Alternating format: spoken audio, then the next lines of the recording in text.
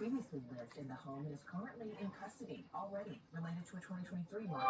NBC San Diego reporter Dana Williams joins me now directly from the scene.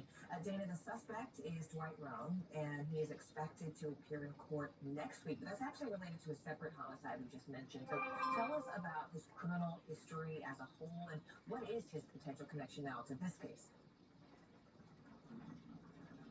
Morgan, that was such a twist to this investigation as it's continued to unfold. This all started on Tuesday, and really since then, investigators have just been crawling through the Southwest neighborhood. So you mentioned it with Dwight Roan, who's currently in custody, and he's facing murder charges for a separate case. That happened in 2023. That case, very gruesome. He shot and killed a man named Brandon Moreno, and then disposed of his body on the side of the freeway and set fire to it. We were there in 2023, and we were able to cover it while CHP was able to find those remains. And Roan, that same man, he's now a person of interest in this, and he did live in the house. All this investigation really centers around one home that we now know he was a tenant of a few years ago. It's not clear what led investigators to this house to find these remains, but we do know the CHP, that is who was tipped off. That was also the original agency on the 2023 murder. So really, it's been interesting, Morgan, to figure out the more information as this case develops, and we're digging a lot into Roan and his history and trying to find out what else led them back to this house. Dana, the remains, though, are believed to belong to multiple people. A pretty chilling detail there. When might we know more about who those possible remains belong to? Morgan, just yesterday is when we were able to get that detail, and we are expecting law enforcement to have some sort of a briefing today. This is a multi-jurisdictional effort. We have local law enforcement as well as CHP, state and federal, the FBI, and we do expect them to have some sort of an update in the next few hours. Just last night, we also spoke with the family who's currently living in the home. They say that they moved in about a year ago, and it was renovated in between Roan's tenancy and theirs. And they say when they were watching all of this unfold on the news, I mean, as you can imagine, it was just really horrific for them to see. And as they watched investigators carrying out what we believe is evidence, one of the girls who actually lives in the home with her relatives, she looked at it and she said that was right underneath my bedroom. So everybody really anticipating more information to come today, and it's just really chilling for everybody to know, again, that these were multiple sets of remains. Hoping today that we are able to hear from law enforcement just how many people there may be. Williams for us there from the scene. Dana, we appreciate it. Meanwhile, we are getting never-before-seen images and a look inside Jeffrey Epstein's Caribbean compound. More than 150 photos and videos have been made public as lawmakers push for more information related to the convicted sex offender. NBC News Chief Capitol Hill correspondent Ryan Nobles shows us the property that was once the epicenter of Epstein's abuse. Hey there, Democrats on the House Oversight Committee released these new images obtained by the Department of Justice in the Virgin Islands. The pictures take us inside Epstein Island, the remote enclave in the Caribbean where the convicted sex offender allegedly took many of his victims. We're seeing new images of the notorious Caribbean estate dubbed Epstein Island. Democrats on the House Oversight Committee releasing more than 150 photos and videos of the sprawling mansion owned by the late sex offender Jeffrey Epstein. Just a small fraction of the 5,000 images the committee obtained. I'm deeply disturbed by this continuing saga of depravity. The pictures revealing a room with a dentist chair and masks along the wall. A library with a large chalkboard with words blacked out by the Democrats on the committee. There were also framed photos of the financier and his partner Ghislaine Maxwell, like this one with the late Pope John Paul II. Videos of the pool area, bedrooms, and bathrooms, all part of the property many say Epstein used to groom and traffic young girls for sex. Steve Scully, who worked there and spoke to NBC News in 2019, said at the time he had no direct knowledge the women brought to the island were underage. I have no way of knowing that, truly, but they appeared to be young to me. The release of the images come as congressional investigators have received Epstein's bank records from JP Morgan and Deutsche Bank. The committee pouring through that info and plans to make it public soon. The money trail, a key focus of their ongoing investigation. The biggest thing that we're going to learn is actually what's ahead of us in the next few days as it relates to all of the bank and financial records. What they're still waiting for is the Department of Justice to comply with a law overwhelmingly passed by Congress last month, requiring them to hand over all the files related to the Epstein investigation in 30 days. The deadline is mid-December. Members of Congress are warning we better be prepared to hand them over now. It's a Herculean effort. I hope they've already started it. Because if they haven't, they're breaking the law. And as the investigation continues to move forward, we're learning that Epstein's partner, Ghislaine Maxwell, is pushing to be released from prison. Her attorney informing the court she plans to file a petition seeking to be removed from custody. Back to you.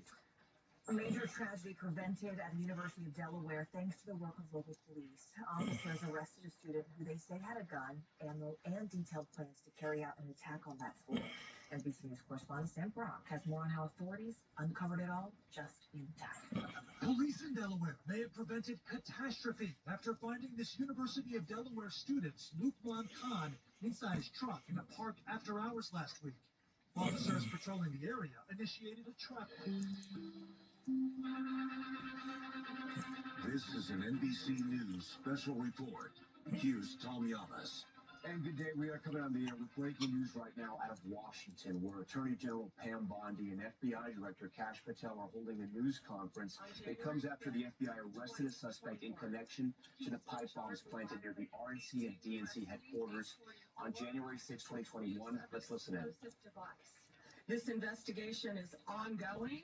As we speak, search warrants are being executed, and there could be more charges to come. I'm going to let our U.S. Attorney discuss that shortly. This was the work of multiple agencies working together. This morning's operation was carried out safely and successfully. We know that there are so many issues when you're issuing search warrants. Dangerous things can happen, and this was carried out safely and securely thanks to all of the people standing around me. They have worked tirelessly on this. Today's arrest happened because the Trump administration has made this case a priority. The total lack of movement on this case in our nation's capital undermined the public trust of our enforcement agencies. This cold case languished for 4 years until Director Patel and Deputy Director Bongino came to the FBI. The FBI, along with U.S. Attorney Pirro and all of our prosecutors, have worked tirelessly for months, sifting through evidence that had been sitting at the FBI with the Biden administration for 4 long years. Let me be clear, there was no new tip, there was no new witness, just good, diligent police work and prosecutorial work, working as a team along with ATF, Capitol Police, Metropolitan Police Department, and of course, the FBI. We are working every day to restore the public's trust. We hope that today is a significant step towards that progress. We'll share more information when we can and when it unfolds. I cannot stress enough how hard Director Patel and Deputy Director Bongino have worked for months to make our nation's capital safer and to make our country safer.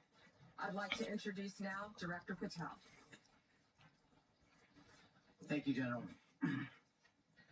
When you attack American citizens, when you attack our institutions of legislation, when you attack our nation's capital, you attack the very being of our way of life.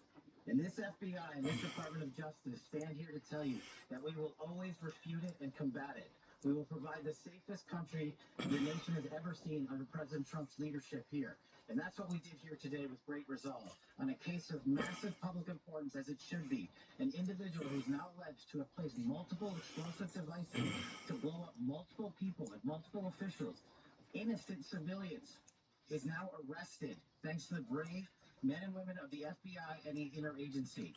I want to take a moment to thank the Metropolitan Police Department, the United States Capitol Police, our brave prosecutors, the Department of Justice, and our leader, Attorney General Pam Bondi, and U.S. Attorney Jeanine Pirro, whose relentless work on this case made this possible. As the Attorney General said, we did not discover any new information.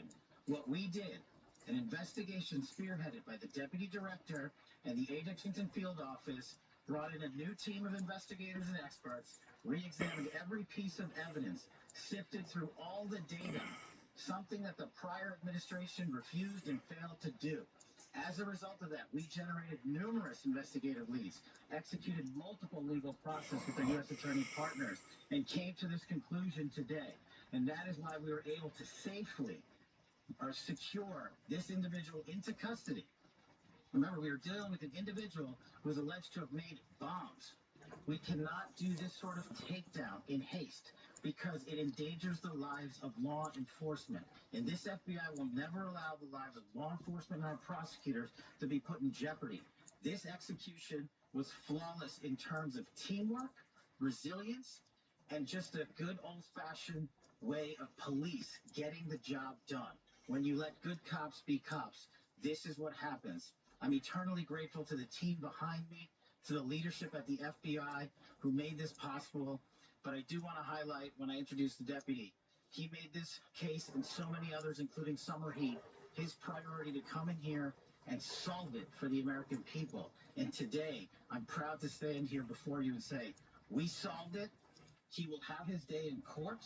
The American public and the world will learn even more information through the legal process. As we have committed under this Attorney General, we are the most transparent law enforcement operation in U.S. history, but we are also going to make sure accountability is delivered to its fullest extent, and that happens in the courts of law with our U.S. attorneys and our prosecutors. So we will divulge information when it is prudent and constitutionally permissible, while upholding the safeguards of this case to make sure that the people that this individual intended to victimize get the accountability they deserve, and most importantly, to deliver on President Trump's promise to secure our nation's capital and the rest of the cities in this country, to make sure that Americans are allowed to go out free and securely in their neighborhoods, and that people around the world are allowed to visit our nation's capital, and they now have that trust thanks to the leadership of the FBI, the Washington Field Office, and I'm honored now to introduce to you Deputy Director Bongino, who spearheaded this investigation.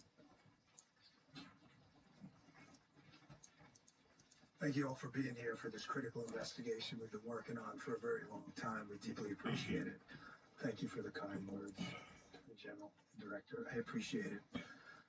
Folks, this is what it's like when you work for a president who tells you to go get the bad guys and stop focusing on other extraneous things not related to law enforcement. This is what happens. We had a great team.